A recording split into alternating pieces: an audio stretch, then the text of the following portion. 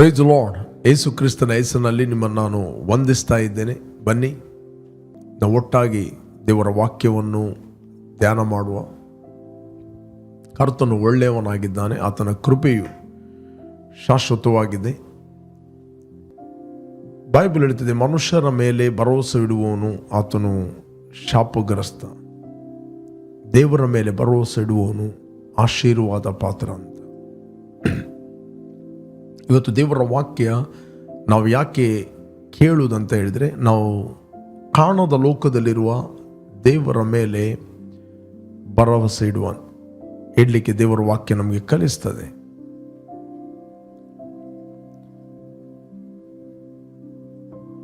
ಯೆರೆಮೀಯನ ಗ್ರಂಥ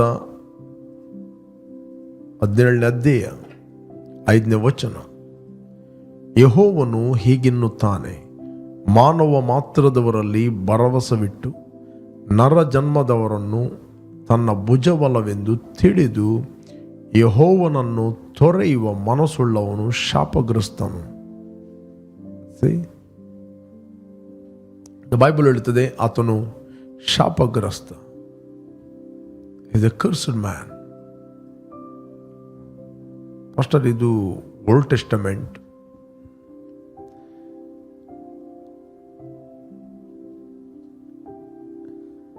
ನ್ಯೂ ಟೆಸ್ಟಮೆಂಟಲ್ಲಿ ನಾವು ಫೇತಲ್ಲಿ ದೇವರ ಎಲ್ಲ ಆಶೀರ್ವಾದಗಳನ್ನು ನಾವು ಅನುಭವಿಸುವಂಥದ್ದಾಗಿದೆ. ದೇವರ ಕೃಪೆಯನ್ನು ನಾವು ಅನುಭವಿಸಬೇಕಾದರೆ we need to use our faith. We need faith. ನಮಗೆ ನಂಬಿಕೆ ಬೇಕು. We need faith. ನಾವು ದೇವರ ಮೇಲೆ ಭರವಸೆ ಇಡುವಂಥದ್ದು ಕೇವಲ ನಂಬಿಕೆಯಲ್ಲಿ, ಫೇತ್. ನೆಕ್ಸ್ಟ್ ಹೇಳ್ತದೆ ಅಲ್ಲಿ 6ನೇ ವಚನ, ಇವನು ಅಡವಿಯಲ್ಲಿನ ಜಾಲಿಗೆ ಸಮಾನನು, ಶುಭ ಸಂಭವಿಸಿದರೂ ಅದನ್ನು ಕಾಣನು, ಯಾರೂ ವಾಸಿಸದ ಚೌಳು ನೆಲವಾಗಿರುವ ಅರಣ್ಯದ ಬೆಂಗಾಡಿನಲ್ಲಿ ವಾಸಿಸುವ ಸ್ಥಿತಿಯೇ ಅವನದ್ದು. ಓಕೆ, ನೆಕ್ಸ್ಟ್ ಹೇಳ್ತದೆ, ಯಾವನು ಯೆಹೋವನಲ್ಲಿ ನಂಬಿಕೆ ಇಟ್ಟಿದ್ದಾನೋ, ಯಾವನಿಗೆ ಯೆಹೋವನು ಭರವಸವಾಗಿದ್ದಾನೋ ಅವನು ಧನ್ಯನು. ನೀರಾವರಿಯಲ್ಲಿ ನೆಡಲ್ಪಟ್ಟು ಹೊಳೆಯ ದಡದಲ್ಲಿ ತನ್ನ ಬೇರುಗಳನ್ನು ಹರಡಿ ಧಗೆಗೆ ಭಯಪಡದೆ ಹಸುರೆಲೆಯನ್ನು ಬಿಡುತ್ತಾ ಕ್ಷಾಮ ವರ್ಷದಲ್ಲಿಯೂ ನಿಶ್ಚಿಂತೆಯಾಗಿ ಸದಾ ಫಲ ಕೊಡುತ್ತಾ ಇರುವ ಮರಕ್ಕೆ ಸಮನಾಗಿರುವನು. ಅವನಿಗೆ ಬರಗಾಲ, ಲಾಕ್ಡೌನ್ ಅಥವಾ ನೋಟ್ ಬ್ಯಾನ್ ಇದು ಯಾವುದು ಆತನಿಗೆ ಬಿದ್ದು ಹೋಗಲಿಲ್ಲ. ಯಾವ ವ್ಯಕ್ತಿ ನ್ಯಾಚುರಲಿ ಆತನು ಜೀವಿಸ್ತಾನೆ, ಇವನ್ ಆತನು ಬಾರ್ನ್ ಅಗೇನ್ ಆಗಿರ್ಬೋದು, ಪವಿತ್ರಾತ್ಮನಿಂದ ತುಂಬಿಸಲ್ಪಡ್ಬೋದು, ಅನ್ಯ ಭಾಷೆಯಲ್ಲಿ ಮಾತಾಡ್ಬೋದು. ಬಟ್ ನಮ್ಮ ಅಭಿವೃದ್ಧಿ ಇರುವಂಥದ್ದು ನಮ್ಮ ಒಂದು ಪ್ರೊಫೆಷನ್ನ ಮೇಲೆ ಅಲ್ಲ. ನಮ್ಮ ಅಭಿವೃದ್ಧಿಯ ಮೂಲ ದೇವರಾಗಿದ್ದಾನೆ. ನಮ್ಮ ಅಭಿವೃದ್ಧಿಗೆ ಆಧಾರ ದೇವರಾಗಿದ್ದಾನೆ. God is our source of prosperity. God is source of our health. God is source of our unity. ನೀನು ದಾಂಪತ್ಯ ಜೀವಿತದಲ್ಲಿದ್ದೀಯೋ, ನಿನ್ನ ದಾಂಪತ್ಯ ಜೀವಿತಕ್ಕೆ ಪ್ರೀತಿಯಲ್ಲಿ ನಡೆಯಲಿಕ್ಕೆ ದೇವರ ಆಧಾರ. ನೀನು ಬಿಸ್ನೆಸ್ ಮಾಡ್ತಾ ಇದ್ದೀಯೋ, ನಿನ್ನ ಬಿಸ್ನೆಸ್ ಖರ್ಚು ಕಮ್ಮಿ ಆಗಿ ಇನ್ಕಮ್ ಜಾಸ್ತಿ ಆಗಲಿಕ್ಕೆ ದೇವರ ಆಧಾರ. ಓಕೆ, ನಿನ್ನ ಯಾವುದೋ ಒಂದು ಪ್ರೊಫೆಷನಲ್ಲಿ ನೀನಿದ್ದಿ, ಡಾಕ್ಟರ್ ಆಗಿರ್ಬೋದು, ವಕೀಲನಾಗಿರ್ಬೋದು, ಅಥವಾ ಇಂಜಿನಿಯರ್ ಆಗಿರ್ಬೋದು, ಅಥವಾ ಬಿಸ್ನೆಸ್ ಮ್ಯಾನ್ ಆಗಿರ್ಬೋದು, ಅಥವಾ ಸಾಮಾನ್ಯ ಕೃಷಿ ಮಾಡುವವನಾಗಿರ್ಬೋದು, ಯಾರೇ ಆಗಿರ್ಬೋದು, ನಿನ್ನ ಎಲ್ಲ ಅಭಿವೃದ್ಧಿಗೆ ಆಧಾರ ದೇವರು. ಬೈಬಲ್ ಹೇಳ್ತದೆ, ನೀನು ದೇವರ ಮೇಲೆ ಭರವಸವಿಡದೆ ನೀನು ನ್ಯಾಚುರಲ್ ಸಂಗತಿಗಳ ಮೇಲೆ ಭರವಸವಿಟ್ಟರೆ you will never experience the blessing. ದೇವರ ಆಶೀರ್ವಾದವನ್ನು ನಿನಗೆ ಅನುಭವಿಸಲಿಕ್ಕೆ ಆಗುವುದಿಲ್ಲ. ಕೆಲವರು ಅನ್ನಿಸ್ತಾರೆ ಹಣ ಆಶೀರ್ವಾದ ಅಂತ. ಹಣ ಆಶೀರ್ವಾದ ಅಲ್ಲ. ಓಕೆ, ಹಣ ಅನೇಕತ್ರ ಇದೆ. ಆಶೀರ್ವಾದ ಫೈನಾನ್ಸ್ ಅನ್ನು ಪ್ರೊಡ್ಯೂಸ್ ಮಾಡುತ್ತದೆ. ನಮ್ಮ ಅಭಿವೃದ್ಧಿಗೆ ಮೂಲ ಯಾರಾಗಿದ್ದಾನಂತೆ? ದೇವರಾಗಿದ್ದಾನೆ. ಅದರಿಂದ ಬೈಬಲ್ ಹೇಳ್ತದೆ, ನೀನು ಮಾನವ ಮಾತ್ರದಲ್ಲಿ ನರಜನ್ಮದವರು ನನ್ನ ಭುಜಬಲವೆಂದು ತಿಳಿದು ಯೆಹೋವನನ್ನು ತೊರೆಯುವ ವ್ಯಕ್ತಿ ಆತನು ಶಾಪಗ್ರಸ್ತನು ಅಂತ ಹೇಳ್ತದೆ. ಬೈಬಲ್ ಹೇಳ್ತದೆ, ಯಾರಿಗೆ ದೇವರು ಭರವಸವಾಗಿದ್ದಾನೋ, ದೇವರು ಆಧಾರವಾಗಿದ್ದಾನೋ, ಅವನು ನೀರಾವರಿಯಲ್ಲಿ ನೆಡಲ್ಪಟ್ಟ ಮರದ ಹಾಗಿರುವನು. ನೀರಾವರಿಯಲ್ಲಿ ಬೆಳೆದ, ತನ್ನ ಬೇರುಗಳನ್ನು ಹರಡಿ ಬೆಳೆದ ಮರವಾಗುವುದು. That means he is function in the kingdom, function in the realm of the spirit. ಆತನ ಹ್ಯೂಮನ್ ಸ್ಪಿರಿಟ್ ಅದು ದೇವರಿಗೆ ಕನೆಕ್ಟ್ ಆಗಿರುತ್ತದೆ. ಆತನ ಹ್ಯೂಮನ್ ಸ್ಪಿರಿಟ್ ದೇವರಿಂದ, ಕಾಣದ ಲೋಕದಲ್ಲಿರುವ ದೇವರಿಂದ ಎಳೆಯುತ್ತದೆ. The ability, the power. Okay, ಅಪೊಸ್ತಲ ಪೌಲ ಹೇಳ್ತಾನೆ, our sufficiency is from God, our ability is from God. 3ನೇ ಅಧ್ಯಾಯದಲ್ಲಿ ನಾವು ನೋಡಲಿಕ್ಕೆ ಹೋದರೆ ನಮಗೆ ಸಿಗ್ತದೆ 5ನೇ ವಚನ. First 2 Corinthians 3 chapter 5 verse. Okay, ನಮ್ಮಿಂದಲೇ ಏನಾದರೂ ಉಂಟಾಯಿತೆಂದು ತೀರ್ಮಾನಿಸಿಕೊಳ್ಳುವುದಕ್ಕೆ ನಮ್ಮಷ್ಟಕ್ಕೆ ನಾವು ಸಮರ್ಥರಲ್ಲ. ನಮಗಿರುವ ಸಾಮರ್ಥ್ಯವು ದೇವರಿಂದಲೇ ಬಂದದ್ದು. Okay, not that we are sufficient of ourselves to think of anything as being from ourselves, but our sufficiency is from God. ಇನ್ನೊಂದು ಟ್ರಾನ್ಸ್ಲೇಷನ್ ಹೇಳಿದೆ, our ability is from God. Okay, our ability, ನಮಗಿರುವ ಸಾಮರ್ಥ್ಯ, ability. Actually ಮೂಲ sufficiency, ability, ಸಾಮರ್ಥ್ಯ, the strength. Okay, King James version.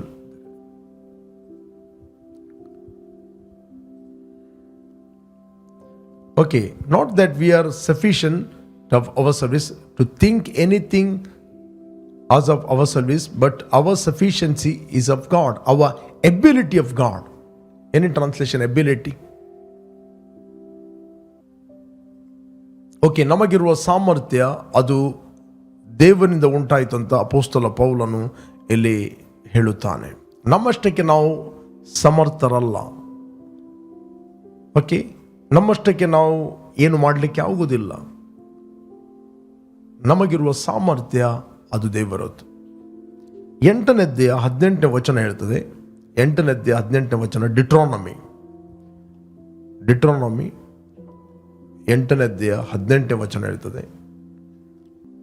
Okay, ಆದ್ದರಿಂದ ನಿಮ್ಮ ದೇವರಾದ ಯೆಹೋವನೇ ತಾನು ನಿಮ್ಮ ಪಿತೃಗಳಿಗೆ ಪ್ರಮಾಣ ಪೂರ್ವಕವಾಗಿ ಮಾಡಿದ ವಾಗ್ದಾನವನ್ನು ಈಗ ನಿಮ್ಮ ಅನುಭವಕ್ಕೆ ಬಂದ ರೀತಿಯಲ್ಲಿ ನೆರವೇರಿಸುವನಾಗಿ ನಿಮಗೆ ಇಷ್ಟು ಭಾಗ್ಯವನ್ನು ಸಂಪಾದಿಸುವುದಕ್ಕೆ ಸಾಮರ್ಥ್ಯವನ್ನು ಕೊಟ್ಟನೆಂದು ಜ್ಞಾಪಕ ಮಾಡಿಕೊಳ್ಳ್ರಿ. ಸಾಮರ್ಥ್ಯ, the power. Okay, but remember that the Lord your God gives you the power to gain wealth. The power, the wisdom, ability, the spiritual influence, divine connection, divine favor, divine strength, ಸಾಮರ್ಥ್ಯ. Okay, ಇಲ್ಲಿ ದೇವರು ಹೇಳ್ತಾನೆ ಸಾಮರ್ಥ್ಯವನ್ನು ಕೊಟ್ಟನ್ನು ಜ್ಞಾಪಿಸಿಕೊಳ್ಳಿ. ಒಬ್ಬ ವ್ಯಕ್ತಿ ಅಭಿವೃದ್ಧಿಯಾದ ಕೂಡಲೇ ಆತನು ಅದರ ಮೇಲೆ ಭರವಸೆ ಇಡುವುದಲ್ಲ. ನಿನ್ನ ಬಿಸ್ನೆಸ್ ಅಲ್ಲಿ ಅಭಿವೃದ್ಧಿ ಆದಿ ಹಣ ನಿನ್ನ ಹತ್ರ ತುಂಬ ಇರಬಹುದು, ಆದರೆ ಅದು ನಿನಗೆ ಸೋರ್ಸ್ ಅಲ್ಲ. ಅದು ಒಂದೇ ದಿನದಲ್ಲಿ ಕೊಲ್ಯಾಪ್ಸ್ ಆಗ್ಬೋದು. ಆದರೆ ನಿನಗಿರುವ ಸಾಮರ್ಥ್ಯ ಅದು ದೇವರದ್ದು. ದೇವರು ಕೊಟ್ಟನೆಂದು ಜ್ಞಾಪಕ ಮಾಡಿಕೊಳ್ಳಿರಿ ಇಷ್ಟ ಭಾಗ್ಯವನ್ನು. But remember that the Lord your God gives you the power to gain wealth in order to confirm his covenant. Praise God. ಪ್ರಿಯರೇ, ನಮ್ಮ ನಮ್ಮ ನಮ್ಮ ಸಾಮರ್ಥ್ಯ, ನಮ್ಮ ಎಬಿಲಿಟಿ, ವಿಸ್ಡಮ್ ಅದು ದೇವರಿಂದ ಬರುವುದು. That is the grace of god. It will produce result. ನಿಮ್ಮಲ್ಲಿ ಅದು ರಿಸಲ್ಟನ್ನು ಪ್ರೊಡ್ಯೂಸ್ ಮಾಡುವಾಗೆ ಮಾಡ್ತದೆ. ಯಾಕಂದರೆ ನಿಮ್ಮ ಆತ್ಮ ಮತ್ತು ದೇವರ ಆತ್ಮ ಅದು ಒಂದು ಆತ್ಮವಾಗಿದೆ. ನಿಮಗೆ ಗೊತ್ತಾ, ನೀವು ಯಾವುದಕ್ಕೆಲ್ಲ ಮುಟ್ಟುತ್ತೀರಿ ಅದು ಬ್ಲೆಸ್ ಆಗುತ್ತದೆ. ಯಾವುದಕ್ಕೆಲ್ಲ ನೀವು ಮುಟ್ಟುತ್ತೀರಿ ಅದು ಬ್ಲೆಸ್ ಆಗುತ್ತದೆ.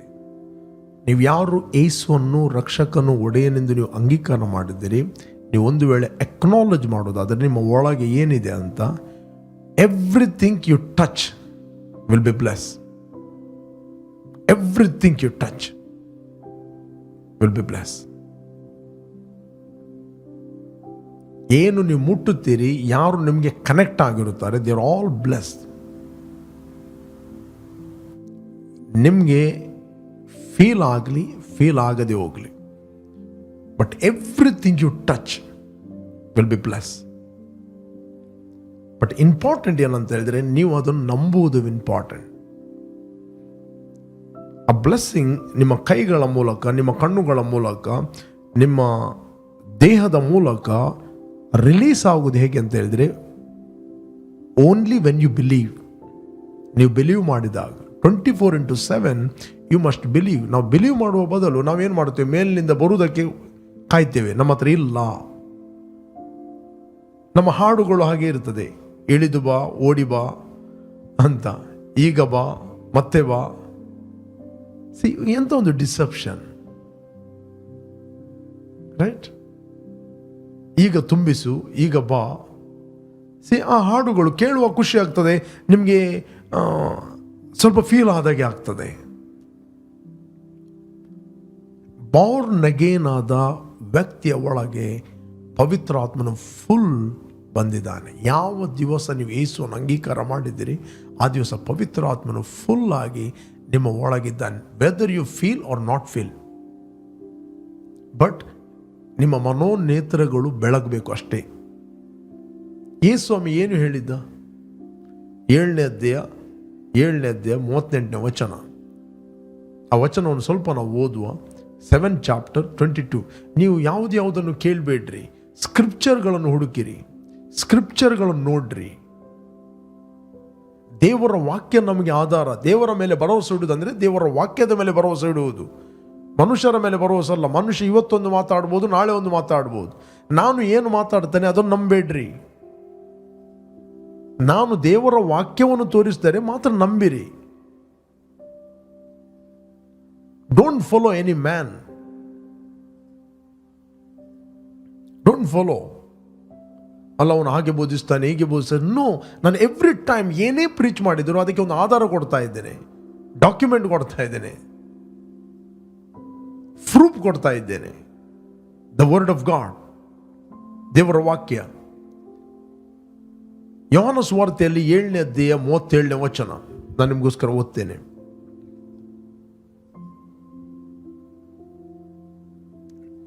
ಯೋಹಾನ ಸುವಾರ್ತೆ 7:37ನೇ ವಚನ. ಆ ಜಾತ್ರೆಯ ಮಹಾ ದಿವಸದ ಕಡೆಯ ದಿನದಲ್ಲಿ ಯೇಸು ನಿಂತುಕೊಂಡು, ಯಾವನಿಗಾದರೂ ನೀರಡಿಕೆಯಾಗಿದ್ದರೆ ಅವನು ನನ್ನ ಬಳಿಗೆ ಬಂದು ಕುಡಿಯಲಿ. ಕ್ಲಿಯರ್ ಆಗಿ ಓದಿದನ್ನು, ಅದರ ಟೈಮಿಂಗ್, ಯಾವಾಗ ಹೇಳಿದ್ದು, ಯಾಕೆ ಹೇಳಿದ್ದು, ಯಾರಿಗೆ ಹೇಳಿದ್ದು, ವೆರಿ ಇಂಪಾರ್ಟೆಂಟ್. ಒಂದು ಸ್ಕ್ರಿಪ್ಚರನ್ನು ಓದುವಾಗ ಯೇಸು ಯಾವಾಗ ಹೇಳಿದ್ದು, ಯಾಕೆ ಹೇಳಿದ್ದು, ಯಾರಿಗೆ ಹೇಳಿದ್ದು. ಓಕೆ. ಆ ಜಾತ್ರೆಯ ಮಹಾ ದಿವಸದ ಕಡೆಯ ದಿನದಲ್ಲಿ ಯೇಸು ನಿಂತುಕೊಂಡು, ಯಾವನಿಗಾದರೂ ನೀರಡಿಕೆಯಾಗಿದ್ದರೆ ಅವನು ನನ್ನ ಬಳಿಗೆ ಬಂದು ಕುಡಿಯಲಿ. ಓಕೆ. ನನ್ನನ್ನು ನಂಬಿದವನ ಹೊಟ್ಟೆ ಒಳಗಿಂದ, ಯಾರನ್ನು ನಂಬಿದವನ? ಯೇಸು. ನನ್ನನ್ನು ನಂಬಿದವನ ಹೊಟ್ಟೆಯ ಒಳಗಿಂದ ಶಾಸ್ತ್ರದಲ್ಲಿ ಹೇಳುವ ಪ್ರಕಾರ, ದಟ್ ಮೀನ್ಸ್ ಓಲ್ಡ್ ಟೆಸ್ಟಮೆಂಟ್ ಅಲ್ಲಿ ಬರೆಯಲ್ಪಟ್ಟಿದೆ. ಶಾಸ್ತ್ರದಲ್ಲಿ ಹೇಳಿದೆ. ಯೇಸು ಸ್ವಾಮಿ ಕೂಡ ಸ್ಕ್ರಿಪ್ಚರ್ ಅನ್ನು ಕೋಟ್ ಮಾಡಿದ. ಶಾಸ್ತ್ರದಲ್ಲಿ ಹೇಳಿರುವ ಪ್ರಕಾರ ಜೀವಕರವಾದ ನೀರಿನ ಹೊಳೆಗಳು ಹರಿಯುವವು ಎಂದು ಕೂಗಿ ಹೇಳಿದನು. ಎಲ್ಲರ ಹೊಟ್ಟೆ ಒಳಗಿಂದ ಅಲ್ಲ, ನನ್ನನ್ನು ನಂಬಿದವರ ಹೊಟ್ಟೆ ಒಳಗಿಂದ. That means your spirit. Okay, next 39ನೇ ವಚನ. ಇದನ್ನು ಯೇಸು ತನ್ನನ್ನು ನಂಬಿದವರು ಹೊಂದಲಿರುವ ಇಸ್ ಅ ಪ್ರಾಫೆಟಿಕ್ ವರ್ಡ್. ಯೇಸು ಇದನ್ನು ಪ್ರವಾದನ ವಾಕ್ಯವನ್ನು ಹೇಳಿದ. ಯಾಕೆ? ಪವಿತ್ರಾತ್ಮ ವರವನ್ನು ಕುರಿತು ಹೇಳಿದನು. ಆತನು ಇನ್ನೂ ತನ್ನ ಮಹಿಮೆಯ ಪದವಿಯನ್ನು ಹೊಂದದೇ ಇದ್ದ ಕಾರಣ ಪವಿತ್ರಾತ್ಮ ವರವು ಇನ್ನೂ ಬಂದಿಲ್ಲ. ಇದನ್ನು ಯೇಸು ಸ್ವಾಮಿ ಶಿಲುಬೆಗೆ ಹೋಗುವ ಮುಂಚೆ ಹೇಳಿದ. ಯಾಕೆ ಬಂದಿಲ್ಲ?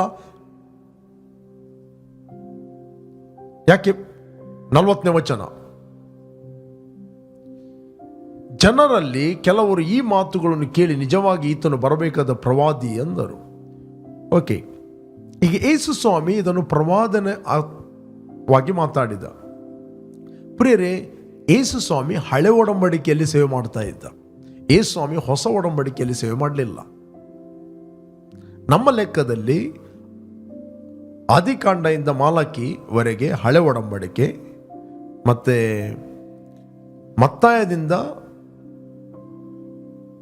ಪ್ರಕಟಣೆ ಅದು ಹೊಸ ಒಡಂಬಡಿಕೆ. ಇದು ನಾವು ಮೈಂಡ್ ಸೆಟಪ್ ಮಾಡಿದ್ದೇವೆ.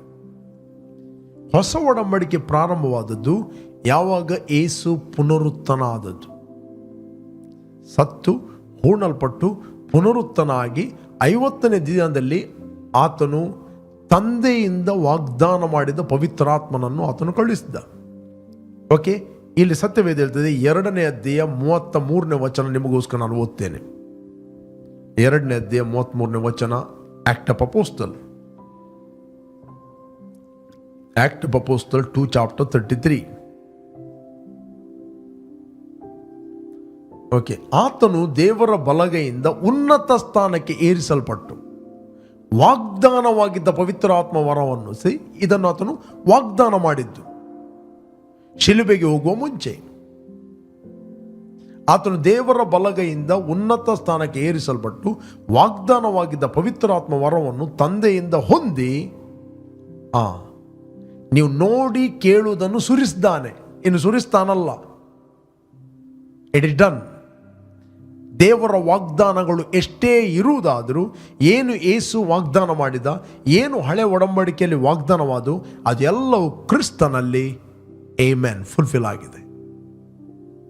You are not going to wait for the promise. The promise is fulfilled. You are the fulfilment of that promise.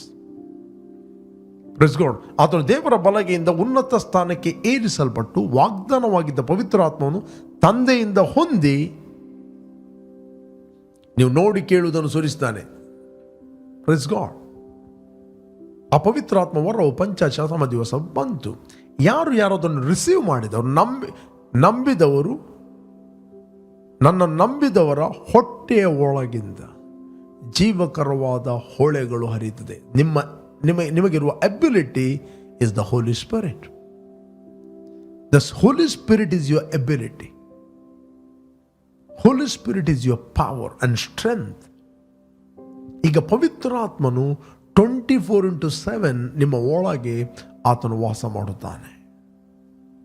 ನೀವು ಯಾವಾಗ ನಂಬುತ್ತೀರಿ, ನೀವು ಫೀಲಿಂಗ್ಗಳ ನಡೆಯುವರಲ್ಲ, ನೀವು ನಂಬಬೇಕು.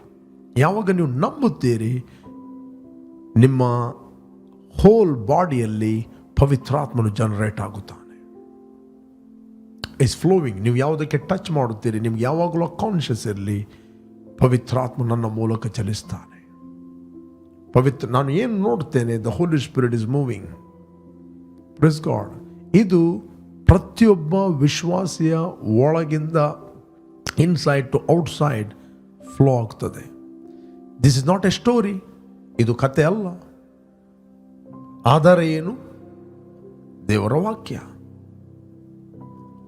ದೇವರ ವಾಕ್ಯ. Just believe. ಯಾವಾಗಲೂ ಆರೋಗ್ಯದ ನದಿಗಳು ನಿಮ್ಮ ಮೂಲಕ ಹರಿಯುತ್ತವೆ. ಅದಕ್ಕೆ ಈ ಸ್ವಾಮಿ ಹೇಳಿದ, ನನ್ನ ನಂಬಿದವರಿಂದ ಈ ಸೂಚಕ ಕಾರ್ಯಗಳು ಉಂಟಾಗು.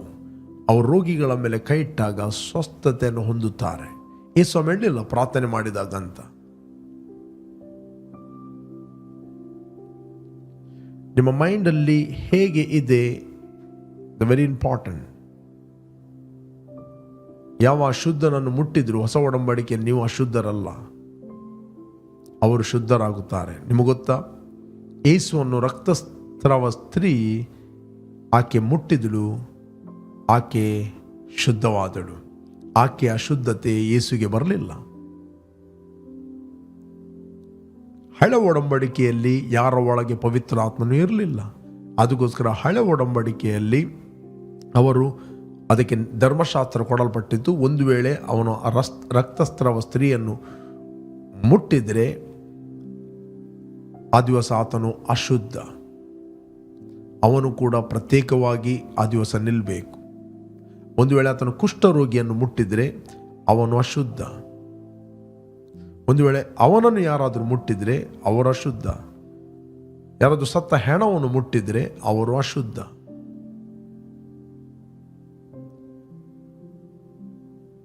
ರೈಟ್? ರಕ್ತಸ್ರಾವ ಸ್ತ್ರೀಯನ್ನು ಮುಟ್ಟಿದರೆ ಅಶುದ್ಧ. ಯಾಕಂದ್ರೆ ಅಶುದ್ಧತೆ ಎಂಬುವಂಥದ್ದು ಕಂಟೇಜಸ್ ಅಂತ ಹೇಳಿದರೆ ಸಾಂಕ್ರಾಮಿಕ ಅಂತ ಹೇಳಿದರೆ ಒಬ್ಬರಿಂದ ಒಬ್ಬರಿಗೆ ಹರಡುವಂಥದ್ದು. ಕಂಟೇಜಸ್, ಸಾಂಕ್ರಾಮಿಕ. ಅದಕ್ಕೆ ರಕ್ತ ಸ್ತ್ರೀಯನ್ನು ಆಕೆ ಅಶುದ್ಧಳು. ಆಕೆಯನ್ನು ಯಾರಾದರೂ ಒಬ್ಬರು ಮುಟ್ಟಿದರೆ, ಒಂದು ವೇಳೆ ಆಕೆ ಯಾರನ್ನಾದರೂ ಮುಟ್ಟಿದರೆ ಆ ದಿವಸ ಅವನು ಅಶುದ್ಧ, ಕಂಟೇಜಸ್. ಇವನನ್ನು ಇನ್ನು ಯಾರಾದರೂ ಮುಟ್ಟಿದರೆ ಅವನು ಅಶುದ್ಧ, ಹೋಲ್ ಗ್ರೂಪೇ ಅಶುದ್ಧ.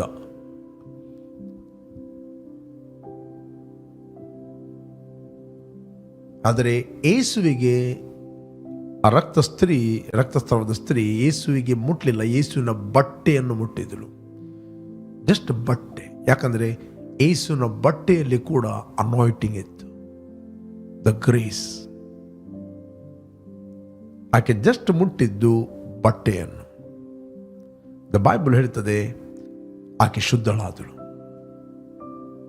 ಯೇಸು ಹೇಳಿದ, ಯಾರೋ ನನ್ನನ್ನು ಮುಟ್ಟಿದ್ರು.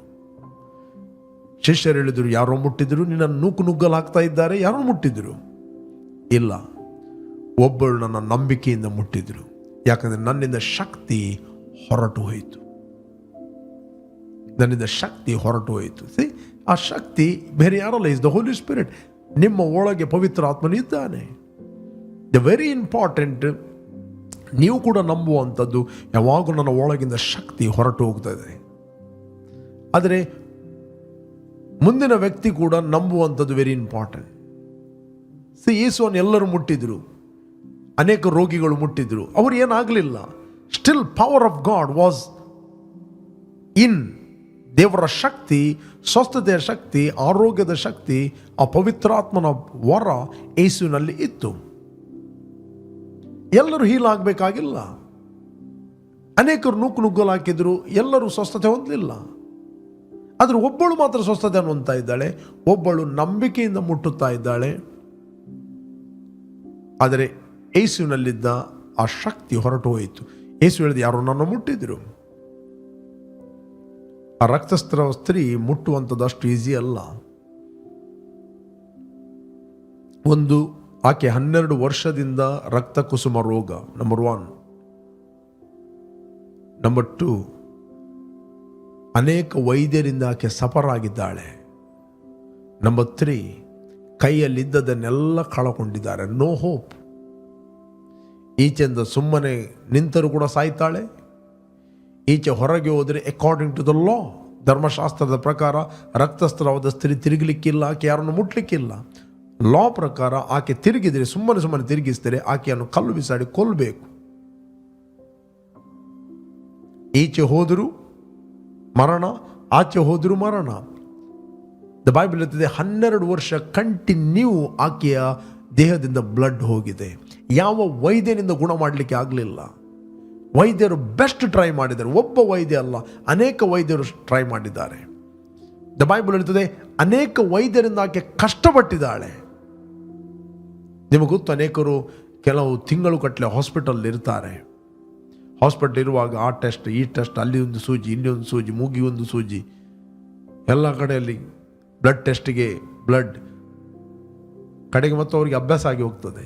ಬ್ಲಡ್ ತೆಗೆದು ಅಲ್ಲಿ ಸೂಜಿ, ಇಲ್ಲಿ ಸೂಜಿ, ಕಷ್ಟಗಳು. ಅದರರ್ಥ ವೈದ್ಯರುಗಳನ್ನು ದೂರಲಿಕ್ಕೆ ಆಗುವುದಿಲ್ಲ, ಅವರು ಕೂಡ ಅದನ್ನು ಮಾಡಬೇಕು. ನಮ್ಗೆ ಗೊತ್ತಿಲ್ಲ, ಈ ಸ್ತ್ರೀ ಬೈಬಲ್ ಹೇಳ್ತದೆ ಅನೇಕ ವೈದ್ಯರಿಂದ ಬಹಳ ಕಷ್ಟಪಟ್ಟಿದ್ದಾಳೆ. No hope. ಒಂದು ಕಡೆಯಲ್ಲಿ ಯೇಸುವಿನ ಬಗ್ಗೆ ಕೇಳಲಿಕ್ಕೆ ಸಿಗ್ತಾ ಇದೆ, ಇವನು ಉಲ್ಟಾ ಸ್ಕ್ರಿಪ್ಚರ್ ಕಲಿಸ್ತಾ ಇದ್ದಾನಂತ. ರೈಟ್. ಅದರ ಮಧ್ಯದಲ್ಲಿ ಕೂಡ ಒಂದು ಧೈರ್ಯ ಮಾಡಿದಳು.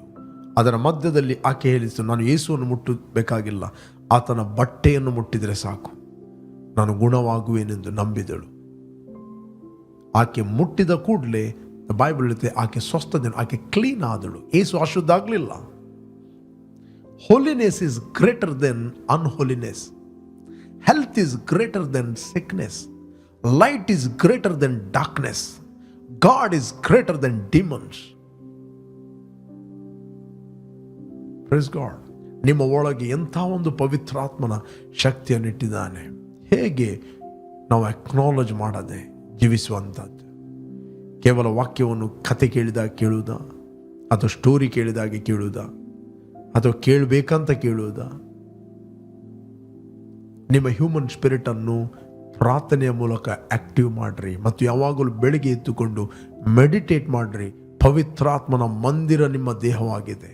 Your body is the temple of the Holy Spirit. Glorify God in your body. ನಿಮ್ಮ ದೇಹದಲ್ಲಿ ಕರ್ತನ ಪ್ರಭಾವವನ್ನು ಪ್ರಕಾಶಪಡಿಸಿರಿ. ದೇವರ ವಾಕ್ಯ ಹೇಳ್ತದೆ, glorify God in your body. ನಿಮ್ಮ ದೇಹಕ್ಕೆ ಹೆಲ್ತ್ ಅನ್ನು ರಿಲೀಸ್ ಮಾಡ್ರಿ. ಬೇರೆಯವರಿಗೆ ಮಾಡುವ ಮೊದಲು ನಿಮ್ಮ ದೇಹಕ್ಕೆ ಮಾಡ್ರಿ. ನಿಮ್ಮ ಲಂಗ್ಸ್ಗಳಿಗೆ, ನಿಮ್ಮ ಹಾರ್ಟಿಗೆ, ನಿಮ್ಮ ಕಿಡ್ನಿ, ನಿಮ್ಮ ಡೈಜೆಷನ್ ಸಿಸ್ಟಮ್ಗೆ ಆ ಪವರ್ ಫ್ಲೋ ಆಗಲಿ. ಆ ಶಕ್ತಿ ನಿಮ್ಮ ಒಳಗೆ ಇದೆ. ನಿಮ್ಮ ಎಲುಬುಗಳಿಗೆ ಆ ಜೀವವು ಹರಿಯಲಿ.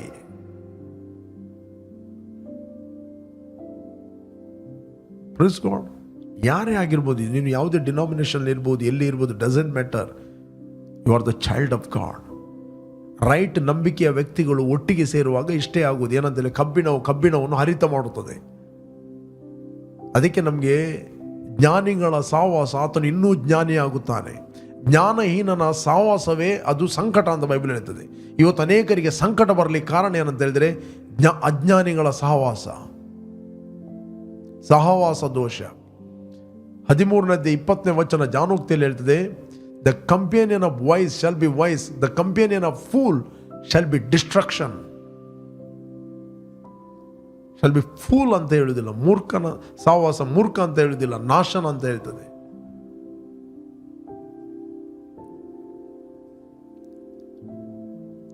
ಜ್ಞಾನಿಯ ಒಡನಾಟ ಬೇಕಾದ್ರೆ ಓದ್ತೇನೆ.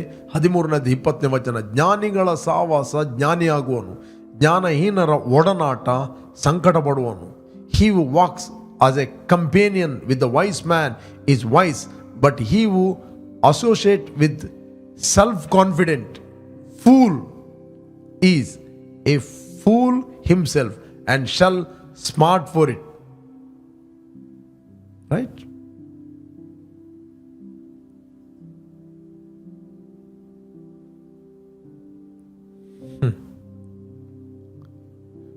ಅವನವನಷ್ಟಿಗೆ ಬುದ್ಧಿವಂತ ಅಂತ ಅನಿಸುವಂಥದ್ದು. ಡಿಸ್ಟ್ರಕ್ಷನ್, ನಾಶನ.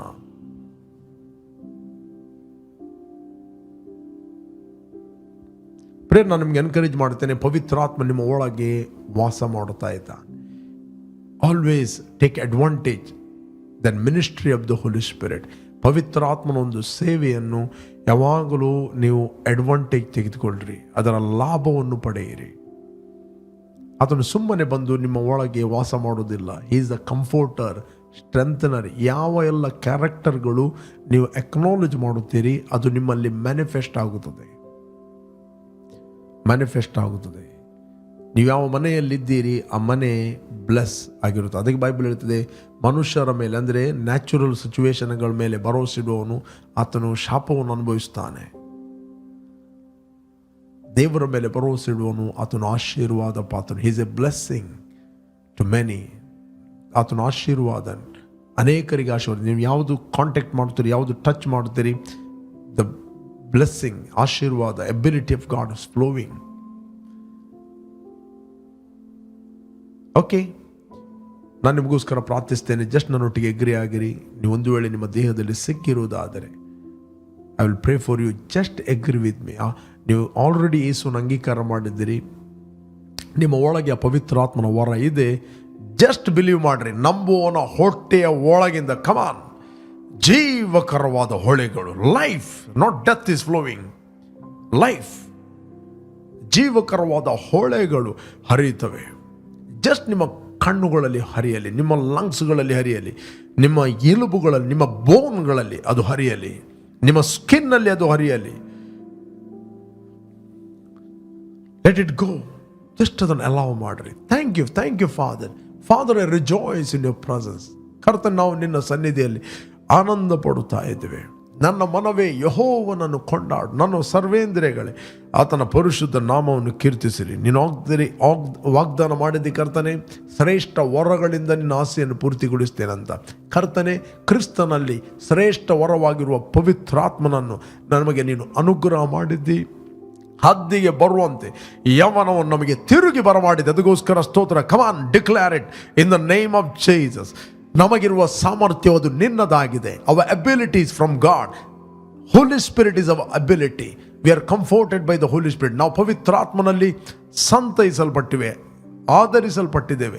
ನಾವು ಆರೋಗ್ಯದಲ್ಲಿ ನಡೆಯುತ್ತೇವೆ, ಜಯದಲ್ಲಿ ನಡೆಯುತ್ತೇವೆ. ನಮಗೆ ವಿರುದ್ಧವಾಗಿ ಕಲ್ಪನೆ ಮಾಡಿದ ಯಾವ ಆಯುಧವು ಜಯಿಸುವುದೇ ಇಲ್ಲ. ಎಲ್ಲ ನಾಲಿಗೆಗಳನ್ನು ನಾವು ದೋಷಿ ಎಂದು ಖಂಡಿಸುವವರಾಗಿದ್ದೇವೆ. Thank you lord. ನಾವು ರೋಗಿಗಳ ಮೇಲೆ ಕೈ ಇಟ್ಟಾಗ ಅವರ ರೋಗ ನಮಗೆ ಬರುವುದಿಲ್ಲ, ನಾವು ಅವರು ಸ್ವಸ್ಥತೆಯನ್ನು ಹೊಂದುತ್ತಾರೆ. ಕರ್ತನ, ನಮ್ಮ ದೇಹದ ಎಲ್ಲ ಅಂಗಗಳು ನಾರ್ಮಲ್ ಆಗಿ ಫಂಕ್ಷನ್ ಆಗುತ್ತವೆ. ನಮ್ಮ ಆತ್ಮವು ಕರ್ತನ ಆತ್ಮ ಒಂದು ಆತ್ಮವಾಗಿದೆ. ನಾವು ನೋಡುವವರಾಗಿ, ಅನಿಸಿಕೆಯಲ್ಲಿ, ಭಾವನೆಗಳಲ್ಲಿ ನಡೆಯುವವರಲ್ಲ, ನಾವು ನಂಬಿ ನಡೆಯುವವರಾಗಿದ್ದೇವೆ, ನಂಬಿ ನಾವು ಮಾತಾಡುವವರಾಗಿದ್ದೇವೆ. Thank you Lord. Thank you Jesus. ಕರ್ತನೆ, ಯಾರೆಲ್ಲ ವಾಚ್ ಮಾಡ್ತಾ ಇದ್ದಾರೋ ಅವರಿಗೆ ಪ್ರಕಟಣೆ, ಕ್ರಿಸ್ತನ ಅಪ್ರಮೇಯವಾದ ಮರ್ಮಗಳು ಬೆಳಗಲ್ಪಡಲಿ. I take authority over every sickness, every pain in their body. Back pain, ಎಲ್ಲಿ ನಿಮಗೆ ಪೇನ್ ಇದೆ ಅಲ್ಲಿ ನಿಮ್ಮ ಕೈಯನ್ನು ಹಿಡಿಯಿರಿ. Heart pain, lungs problem, in the mighty name of Jesus I command you, come out in the name of Jesus. Come out and receive your healing by the power of the Holy Spirit. Be healed right now. ಎಲ್ಲ ಆರ್ಗನ್ಗಳು normal ಆಗಿ function ಆಗಲಿ. ಎಲ್ಲ ಕಣ್ಣಿನ ಕುರುಡುತನ, ಕಿವಿ ನೋವು ಯೇಸು ನಾಮದಲ್ಲಿ ಹೊರಗೆ ಬರಲಿ. Come out in the name of Jesus. Be healed right now. Hair falling problem, be healed right now. Allergy, dust allergy, skin disease, I destroy your power. Be healed right now in the name of Jesus. The uterus problem, be healed in the name of Jesus. ಯಾರು ಗರ್ಭಿಣಿಯರಿದ್ದಾರೆ, ಎಲ್ಲ complication in pregnancy, I cancel and break it in the name of Jesus. I dispatch angels to protect them, O God, in the name of Jesus. Thank you, Jesus. ಕರ್ತನೆ, ಇವರ ಕಾಲುಗಳು heal ಆಗಲಿ, ಎಲ್ಲ ಗೆಡ್ಡೆಗಳು disappear ಆಗಲಿ ಯೇಸು ನಾಮದಲ್ಲಿ. Thank you Jesus. ಇವರ ಹಾರ್ಟ್, ಇವರ ಡೈಜೆಷನ್ ಸಿಸ್ಟಮ್ ನಾರ್ಮಲ್ ಆಗಿ ಫಂಕ್ಷನ್ ಆಗಲಿ. Thank you Jesus. Thank you Holy Spirit. ರೋಷಕ ಬಹಮ್ರೋಂದೆ ಲೆಬ್ರೋ ಶಕಲಾಂದರೆ ಹೇಂದ್ರೆ. ಕರ್ತನೆ, ಯಾರಿಗೆ ಬಿಸ್ನೆಸ್ಗೆ ಡೋರ್ಗಳು ಮುಚ್ಚಲ್ಪಟ್ಟಿದೆ ಅದನ್ನು ಯೇಸು ನಾಮದಲ್ಲಿ ನಾವು ತೆರೆಯುತ್ತಾ ಇದ್ದೇವೆ. ಓಪನ್. ಯಾರಿಗೆ ಫೈನಾನ್ಷಿಯಲ್ ಡೋರ್ಗಳು ಬಂದಾಗಿದೆ ತೆರೆಯುತ್ತಾ ಇದ್ದೇವೆ. ಕರ್ತನೆ, ಯಾರಿಗೆ ಫಾರಿನ್ಗೆ ಹೋಗಲಿಕ್ಕಿದೆ, ತಡೆ ಆಗ್ತಾ ಇದೆ, ಬಾಗಿಲುಗಳನ್ನು ತೆರೆಯುತ್ತಾ ಇದ್ದೇವೆ ಯೇಸು ನಾಮದಲ್ಲಿ. ಸ್ಟಕ್ ಆದ ಎಲ್ಲ ಬಿಸ್ನೆಸ್, ಫೈನಾನ್ಸನ್ನು ಯೇಸು ನಾಮದಲ್ಲಿ ಕರೆಯುತ್ತಾ ಇದ್ದೇವೆ. I dispatch angel, cause them money to come in the name of Jesus. Be prosper and be fruitful by the power of the Holy Spirit. In Jesus' name. Amen.